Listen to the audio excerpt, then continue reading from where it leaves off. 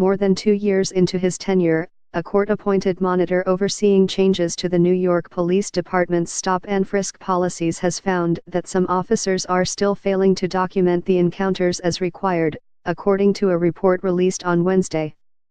The police department has audited the number of street stops at least since 2014 to learn when officers were carrying out stops but not recording them.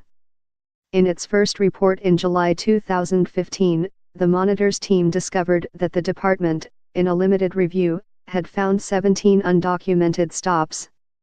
Today, the department data shows those instances persist. The new report by the monitor, Peter L. Zimroth, says.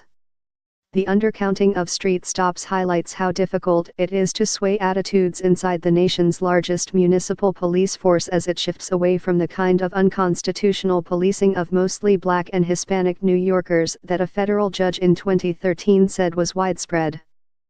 More practically, it threatens to hamper the city's efforts to build better police-community relations, as accurate data on street stops is vital to understanding whether officers are acting legally and effectively, particularly in minority neighborhoods that bore the brunt of the aggressive street stop tactics of the Bloomberg era. As Police Commissioner James P. O'Neill said last month in a video introduction for a one-day training program for officers, stop and frisk was a tool that was overused, and sometimes misused. And that led to widespread resentment and distrust of our department, especially in communities of color. Mr. Zimroth's report cites audits of radio transmissions from the department's computer-aided dispatch system, which examined activity in 8 different precincts each month to determine when a stop report was warranted. In the last 3 months of 2016 and the first half of this year, the audits found a combined 39 instances when a required stop form had not been filled out. Using a different auditing system, one that examines whether arrests for trespassing or drug possession, for instance, were precipitated by a street stop, the department found that required stop reports were only filled out in 13 of 50 arrests, meaning they were undercounted in 74% of arrests.